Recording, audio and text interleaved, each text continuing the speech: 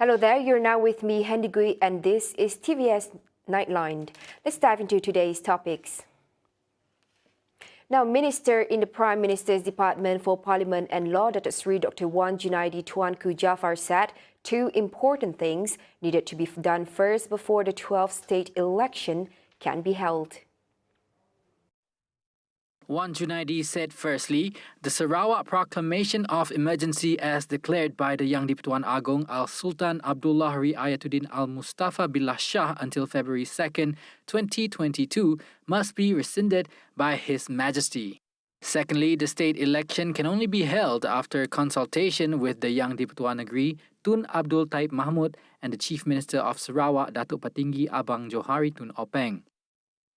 Tapi sebenarnya perkara ini akan ditentukan di antara Yang di-Pertuan Agong setelah berbincang dengan Gubernur Sarawak, dan Gubernur Sarawak sebelum berbincang dengan Yang di-Pertuan Agong akan berbincang dengan Ketua Menteri dahulu, dan selepas itu baru Gubernur dengan Yang di-Pertuan Agong berbincang. Kalau perbincangan ini telah dilaksanakan, dia boleh diadakan. Ini bidang kuasa Yang di-Pertuan Agong dan bidang kuasa Gubernur dan CM. Wan Junaidi made the statement at the groundbreaking ceremony for the construction of Masjid Mutiara Iman in Kuching today. On July 31, Al-Sultan Abdullah declared a proclamation of emergency in Sarawak from August 2, 2021 until February 2 next year, thus suspending the PRN from being held during that period due to the COVID-19 outbreak, which has threatened security, economic life, and public order. However, Section 2 in Bracket 2 of the Emergency Sarawak Ordinance 2021, issued following the Sarawak Emergency Proclamation, states that His Majesty can terminate the proclamation earlier after consultation with the Yang di-Pertuan Negeri Sarawak. Parti Persaka Bumi Putra Bersatu PBB will continue to prepare for the upcoming 12th state election. Assistant Minister in the Chief Minister's Department for Islamic Affairs and DBKU, PBB Vice President Dr. Abdul Rahman Junaidi said the possibility for an election to be held soon is high, as Sarawak is seen to be well prepared. Kita memang jangka pihak akan diadakan pada tahun ini, pada tahun itu. Kerana satu, pertama tadi Sarawak merupakan negeri yang pertama lah mendapat liputan dos kedua vaksinasi untuk rakyatnya melebihi 90% antara pertama. Kita kita adalah negeri yang mempunyai bilangan dos lengkap imunisasi vaksin COVID-19 untuk rakyatnya. Yang keduanya ialah dari segi bilangan kes telah pun menurun, terutamanya yang ada sekarang ini hanya kebanyakannya kes kategori 1 dan 2, kategori 3, 4 dan 5 itu agak rendah, jadi boleh maknanya bersesuaian lah mana sekiranya pilihan raya itu nak diadakan pada bila-bila masa. Mana saya pasti kerajaan negeri telah pun membuat penilaian yang selengkapnya dan bersedia untuk mengadakan pilihan raya negeri pada bila-bila masa. Walaupun pada masa ini keadaan darurat masih dikekalkan hingga bulan Februari tahun 2022. Namun demikian saya pasti Yang di-Pertuan Agong memberi kebenaran kepada kita untuk mengadakan pilihan raya dalam suasana yang lebih selamat pada hari ini.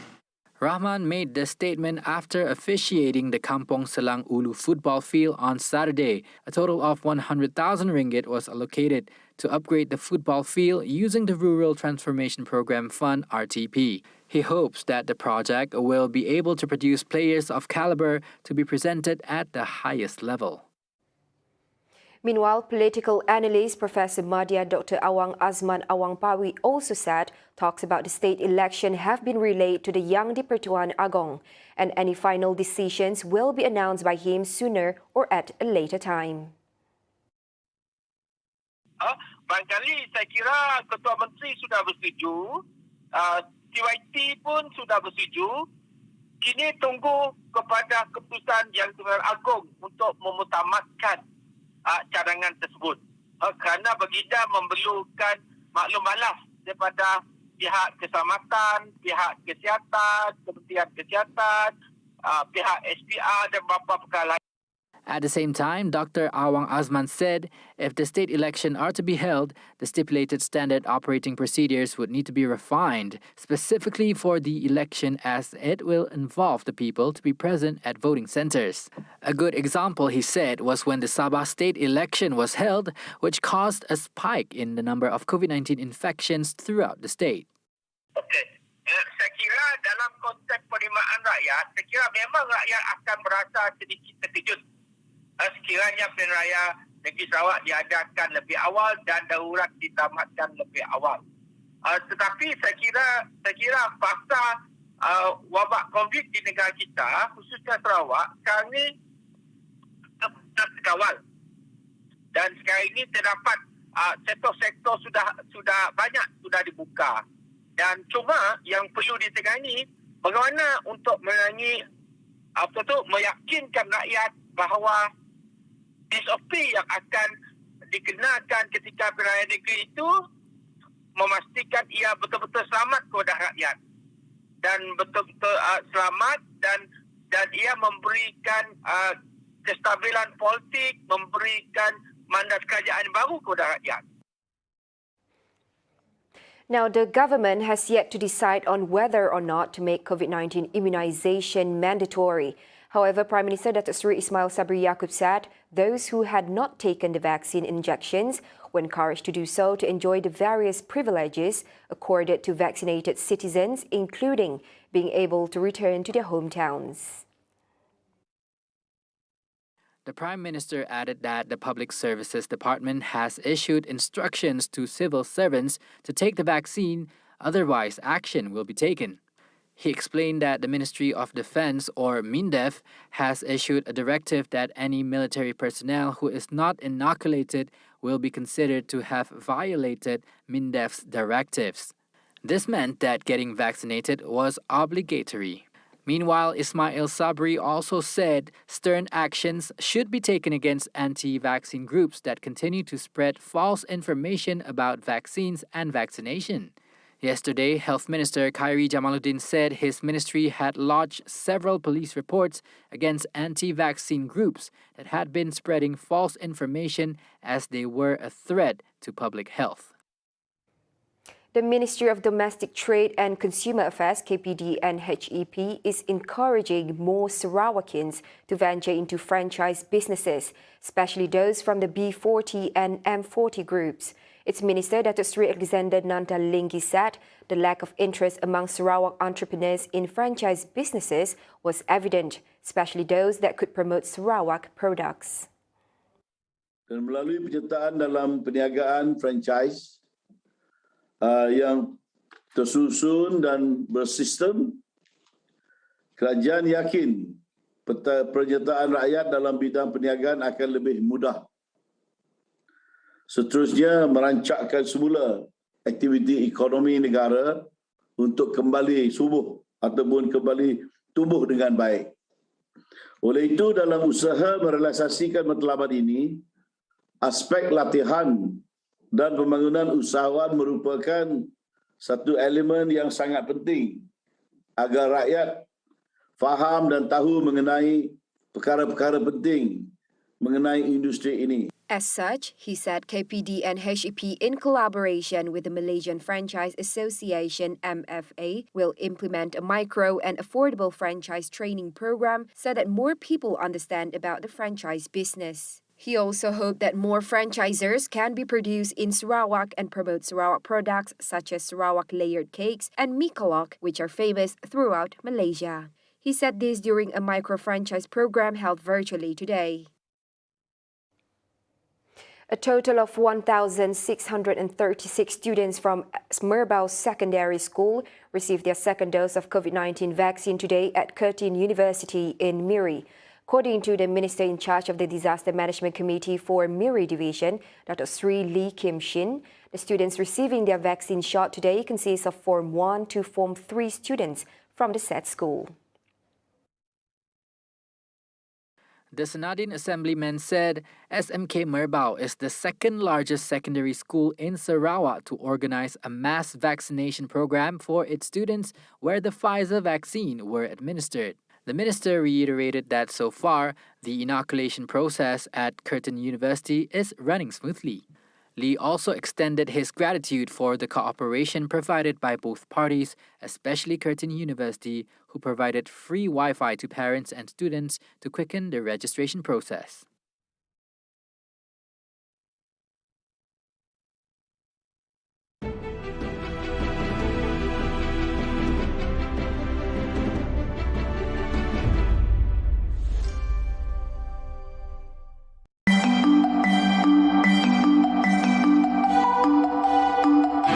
Sarawak Multimedia Authority merupakan satu lagi inisiatif Ketua Menteri Sarawak untuk memastikan pembangunan ekonomi digital dilaksanakan. Di bawah Dasar Ekonomi Digital Sarawak, SMA mengenal pasti 8 sektor ekonomi dan 7 pemangkin. 8 sektor ekonomi tersebut adalah pertanian, industri perkilangan 4.0, bandar pintar, pelancongan, kesihatan digital, e-perdagangan, kerajaan digital dan sosial. Manakala 7 pemangkin yang akan memacu usaha ini ialah infrastruktur digital, pembangunan bakat dan kemahiran digital, penyelidikan dan pembangunan ekonomi digital, keusahawanan dan inovasi digital, digital dan data, keselamatan cyber dan keinklusifan digital. Rakyat Sarawak diharapkan dapat membuka minda dan mencari idea-idea baru untuk menghasilkan inovasi digital bagi menjadikan Sarawak negeri maju berpendapatan tinggi menjelang 2030. 欢迎来到家有大厨，我是 Christy， 我是 Bryce， 跟我们一起与不同的厨师学习如何烹饪多元种族的美味健康佳肴。从菜巴萨到餐桌前，在这一集中，我们将与厨师 Wan Jimas 一起烹饪美味佳肴，千万别错过哟！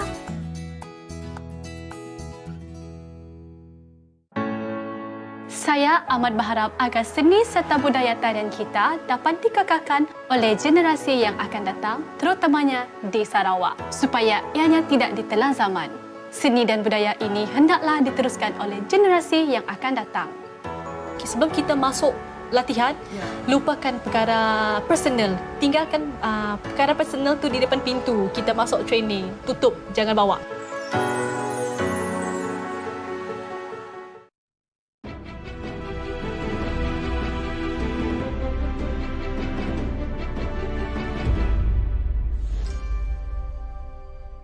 Welcome back. Now moving on to some COVID-19 development.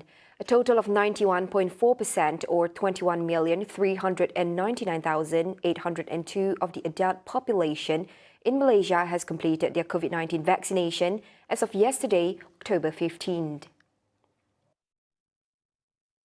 Based on the Health Ministry's data on the COVID Now portal, 95.1% of the adult population, or 22,260,137 individuals, have received at least one dose of the vaccine. On Friday, a total of 174,732 doses of the vaccine were dispensed, involving both the adult and the adolescent populations. This brings the total number of doses administered under the National COVID-19 Immunization Program PICK since February 24 to 46,633,404. As for teenagers aged 12 to 17 years old, a total of 637,079 individuals, or 20.2% of them, have completed the vaccination, while 75.5% or 2,439,727 others have received at least the first dose of the vaccine since the PICK program for the group was launched on September 8th. According to the Health Ministry's latest data updated at midnight, Malaysia lost 89 people to COVID-19 yesterday, bringing the cumulative deaths from COVID-19 to 27,770. Sarawak recorded the highest number of new deaths at about 15 individuals, followed by Kelantan, Perak, Penang, Pahang, Selangor, Johor, Sabah, Kuala Lumpur, Kedah, Perlis and Negeri Sembilan. Yesterday, Malaysia reported 7,420 new cases. Two states, Selangor and Sarawak, recorded more than 1,000 new daily cases. This was followed by Kelantan, Johor, Sabah, Penang, Kedah, Terengganu, Pahang, Perak, Melaka, Kuala Lumpur and Negeri Sembilan. Anti-vaxxers will continue to face various difficulties if they still decide not to be vaccinated without any medical conditions.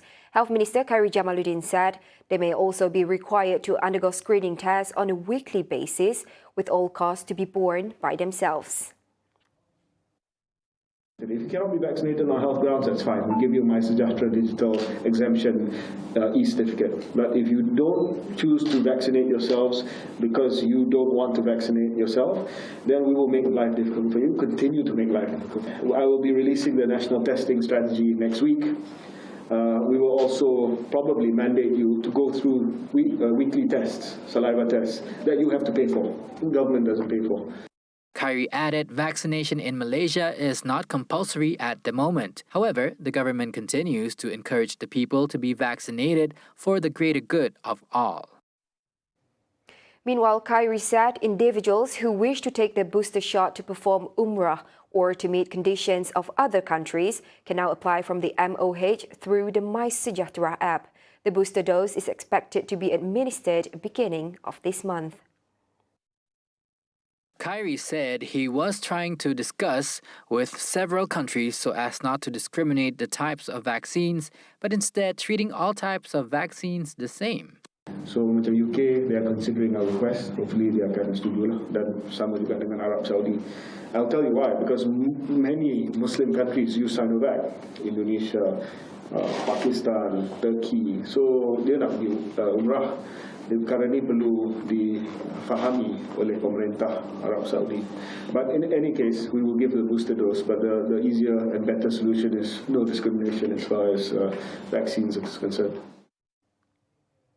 Starting next year, the sign language will be introduced to Unity kindergartens as a third language apart from Mandarin, Tamil, Kadazan and Iban. This was revealed by the National Unity Minister, Datuk Halimah Mohammed Sadiq, when she attended a community unity program earlier today. Halimah stated that the teaching of sign language in early childhood education was proposed by Senator Datuk Ras Adiba Razi during a debate session in the Dewan Negara. The teaching of sign language will be implemented as a communication language under the Perpaduan Kindergarten Early Childhood Education Plan 2021 to 2030. This means it will be applicable at all 1,781 Perpaduan kindergartens involving 38,000 students nationwide. However, there were question marks when it was said to not be included in the syllabus or as a subject at the Unity kindergartens so as not to burden the children. Now, fresh graduates and those who lost their jobs due to the pandemic are urged to register and apply for jobs at My Future Jobs portal. According to the Chief Executive Officer of the Social Security Organisation, Datuk Sri Dr. Mohammed Azman Aziz, more than 275,000 jobs are available. Based on the data at My Future Jobs, 50,482 Malaysians have lost their jobs during the first 10 months of 2021. On the portal, job seekers may customize their search according to their qualification, experience, and interests. Job offers are also categorized in contract types such as a permanent position, temporary, part-time, contract-based, self-employed, apprenticeship, and internship. The jobs available on the portal covers all industries nationwide, and users can also search for jobs available in states of their choice. Upon registration, job seekers will have to provide their emails and identification numbers. Azman urged job seekers to register with the portal fast as demands are very high at myfuturejobs.gov.my.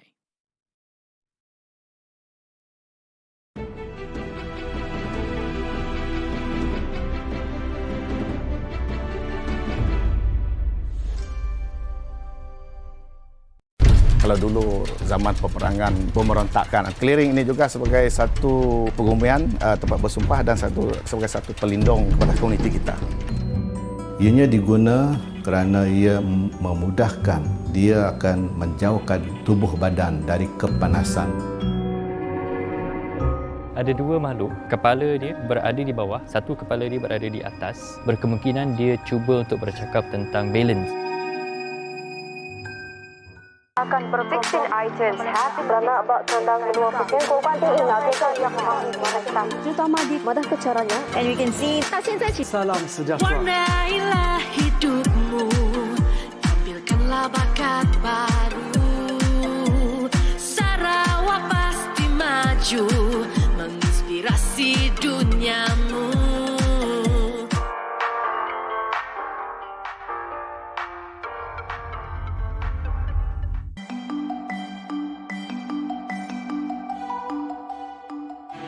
Kerajaan Negeri Sarawak di bawah kepimpinan Yang Amat Berhormat Datuk Patinggi Abang Zohari Tun Openg sentiasa komited dalam memastikan setiap penduduk mempunyai bekalan air bersih 24 jam menjelang 2025. Peruntukan sebanyak 107 juta ringgit telah disalurkan bagi melaksanakan projek bekalan air daerah Kabong Pakej 1. Pelaksanaan projek ini mampu menaik taraf sistem bekalan air sedia ada untuk 5,713 isi rumah. Ia dibiayai sepenuhnya oleh kerajaan negeri melalui Kementerian Utiliti Sarawak dan Jabatan Bekalan Air Luar Bandar Sarawak sebagai agensi pelaksana. Dengan sistem yang dinaik taraf ini, penduduk setempat dapat menjalankan kegiatan harian yang memerlukan kemudahan bekalan air 24 jam.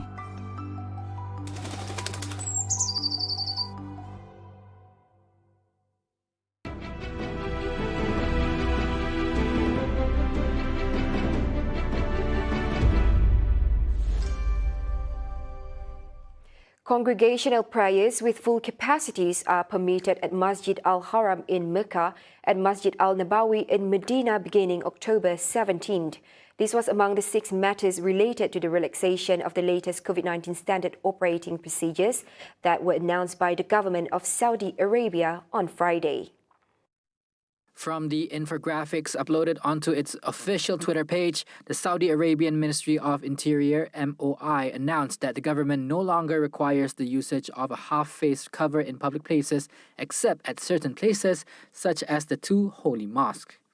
MOI also grants permission to the public transport system, restaurants, cinemas and event halls to operate at full capacities without having to follow social distancing rules.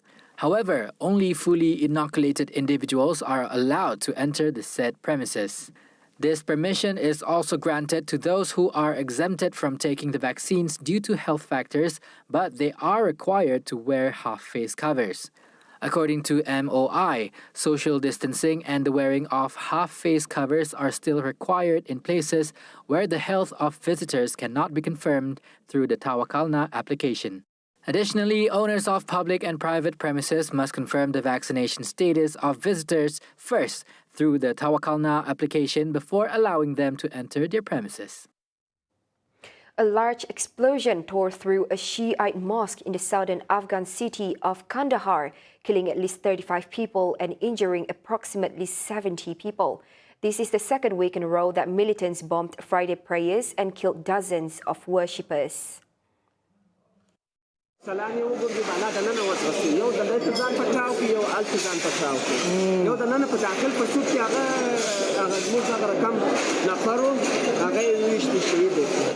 health official at Kandahar's Mirwais Hospital told Reuters it had confirmed 35 dead and was treating 68 wounded.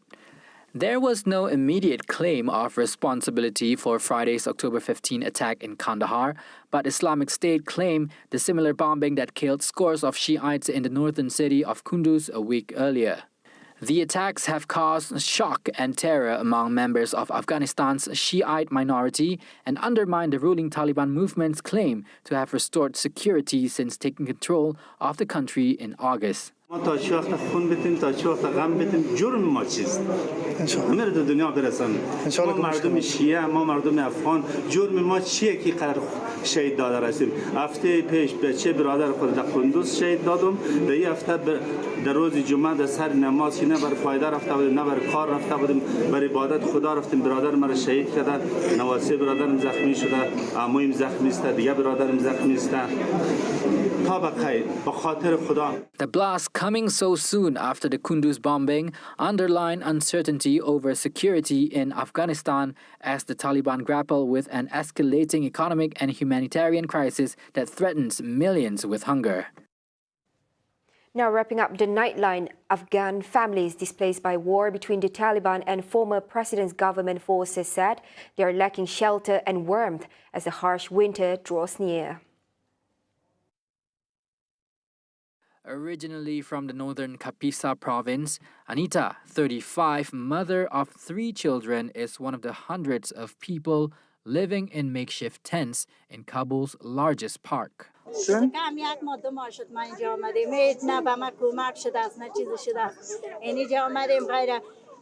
تا بالا میریم نه کمک است نه چیزی از کمک میآید سچور میشه چیز میشه مردمای زور میگیرن ما چیز گرفتن نمیتونیم خود اشتکای ما مریض خود ما مریض دیگر ایران هستیم پیسه نیست که دوا بگیریم اینجا میریم یک دو تا گولی میته دیگه چیز نمیته که بر ما میگه دوا نیست چیز نیست حالا ایران ماندیم که چی کنیم 500,000 people have been displaced in Afghanistan in recent months, according to UN High Commissioner for Refugees Filippo Grandi, a number which will grow if health services, schools and the economy break down.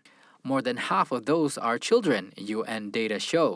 Kabul, a high-altitude city surrounded by mountains, is already home to between 6 to 7 million people, far more than the 1 million it was intended for, and 80% of these live in areas with no formal infrastructure, water, or electricity. Poverty and hunger have worsened since the Taliban takeover of Afghanistan, a country already suffering from drought and the COVID-19 pandemic.